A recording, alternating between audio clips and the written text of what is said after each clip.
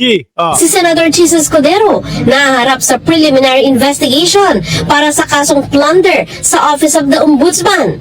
Inirekomenda naman ng Department of Justice na sampahan ng plunder at graft charges si Senador Jinggoy Estrada. Ito mga kababayan. Ay, hindi. Asan ba yun?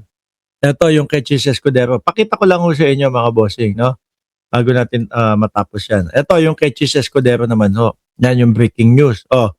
Sabi dito, exclusive ng GMA News, no?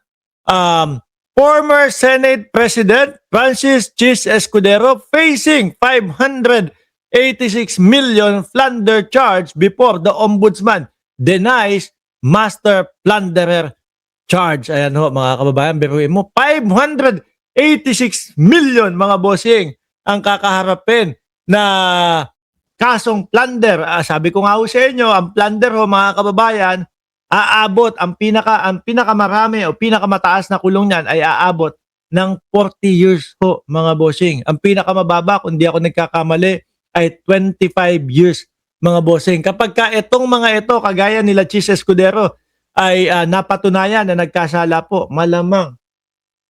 Doon na din po sa loob matetegi.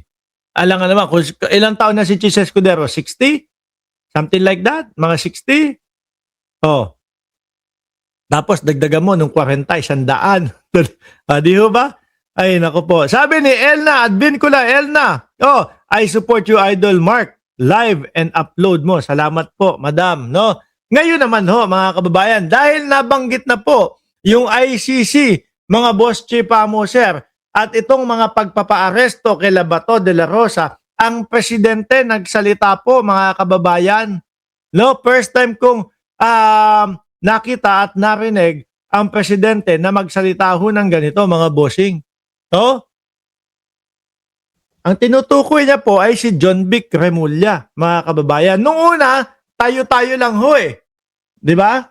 Tayo-tayo lang, ang bagal ni John Vic, mahina si John Vic. Puro pa press con, puro pagsasalita, puro ganito. Nauuna yung mga interview bago yung mga pagpapaaresto. Tapos madami din sa mga kapwa natin Pilipino, no, na napansin nila, naku, grabe naman yan. Parang tatawa-tawa pa, parang majority senators itong si John Vic Remulla. No, kasi nung pagpasok niya, parang okay na okay lang sila. Napansin din no ng mga kababayan natin, yan ba yung mga pinaputukan, yan ba yung mga sinugod ng mga senador pagkatapos nung pinaputukan daw sila at sinusugod at nilulusob daw sila ay nagkakainan at nagtatawanan. Yun yung napansin ng ating mga kababayan. Umabot na din po pala sa presidente. Sabi ayan pamacho. Di po bang yung mga ganun, no? Sabi ni Sir Paulo, ako muna ang bahala kay Hart. Grabe ka, sir, ha? Oh, no, hindi. Ito hindi chismis. Merong mga nakita, lumabas na picture na si Hart Evangelista at si John Prats magkasama. So, hindi ko naman binibigyan ng ibang kulay, mga bossing. Sabi naman nung mga supporter nung dalawa, ano lang daw ho yun, mag-best friend lang daw si Hart Evangelista at si John Pratso, mga kababayan. Na siningit ko lang, hindi ko binibigyan ng issue na, naku, baka palitan ni John Prats itong si Chis Escudero. Wala hong ganon. Mag-best friend daw ho yung dalawa, pero nakikita na magkasama. Sabi dito ng Pangulo kay John Vic, mga bossing, pamacho pero matamlay. Marcos reportedly losing patience with John Vic Remulla after Bato de la Rosa escape. Pagbiruin mo nga naman, mga bossing. Nandoon na sa Senado. Nakawala pa. Hindi naman po pwede natin sisihin dyan si Director Matibag, mga kababayan. Kasi yung grupo ni Director Matibag, although sinabi na, okay, bawal kayo dyan sa Senate. O sige, hindi kami dyan pupunta sa Senate. Dito kami sa GSIS building. At least hindi mo matatawag na nasa Senate kami. Nandito kami sa GSIS building. At saka hindi ho nila hinintuan, mga bossing. Kaya lang, merong mga senador talaga na nakonsensya dahil siguro pinilit nila si Bato de la Rosa na pumasok doon sa Senado para doon sa isang boto upang mapalitan si Senate President Tito Soto, Ma'am Juby Sestina, magandang gabi po sa inyo. Di ba, nakonsensya siguro. Naku po, kagaya ni Peter Cayetano. Huwag mo nang itanggi, Peter Cayetano. Yung sasakyan mo pa, ang sinakyan ni Bato de la Rosa para lang makaboto. No? Alam naman namin na ganid ka at gustong-gusto mo na maging Senate President. Kaya ikaw ay tumulong. Di ba? Oh, siguro nakukonsensya, naku, yari tayo. Hindi nila expect na mabilis pa sa alas 4 itong sila Melvin Matibag at si dating Senador Antonio Trillanes, mga kababayan. Kaya nung bandang mga alas 7:30 ho, mga bossing, nagkaroon na nung sinasabi ng mga senador na mga majority na pinuputukan na daw po sila ng NBI. Pero malaman mo ang katotohanan, ang nagpaputok naman pala ay yung bata nila na nauto din ho siguro ng Senate President o nauto ng ilang mga senador na pabor sa kanila, si Aplaska nauto na magpaputok ka, gumawa ka ng senaryo. Ako yan ang paniwala ko talaga, mga bossing.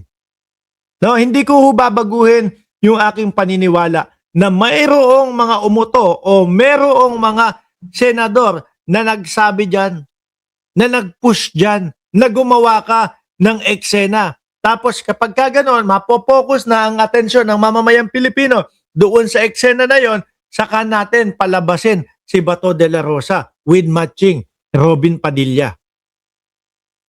O di ho ba?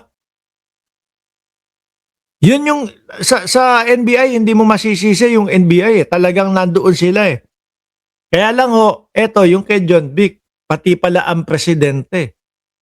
Napapansin na at nahahalata na. Pamacho, yung mga siguro, yung mga pag pumupunta si John Vic Remulla sa mga rally, yung mga tayong ganon. Sabi ko, astig ni John Vic. Talagang humaharap sa mga ganon. Kaya lang ho, ako sumusuporta ho ako dyan sa magkapatid na Remulla, lalong-lalo na po kay Ombudsman Boying Remulla. Saludo po ako doon. Pero kay John Vic, medyo, sabi ko parang, totoo nga yung sinasabi ng mga supporters na medyo puro papogi at puro papreskon lang. Pero yung mga nahuhuli, wala pa daw. Bato, nakatakas. Sino pa ba yung iba? Di ba? Sino pa yung iba? President Ferdinand Marcos Jr. is reportedly increasing frustrated with Interior Secretary John Vic Remulla at saka mga DDS. Tandaan nyo yung 951. Ano yung 951, Mark? Sa Supreme Court, ang sabi, imahinasyon lang daw ni Bato de la Rosa yung na argabyado yung kanyang karapatang pantao. Ibalik si General Torres, sabi ni Rodelo Calderon. Agree ako dyan. Ipalit muna si General Torres dito kay John Vic Remulla. 951, siyam yung pabor na arestuhin si Bato de la Rosa, 5 yung hindi pabor,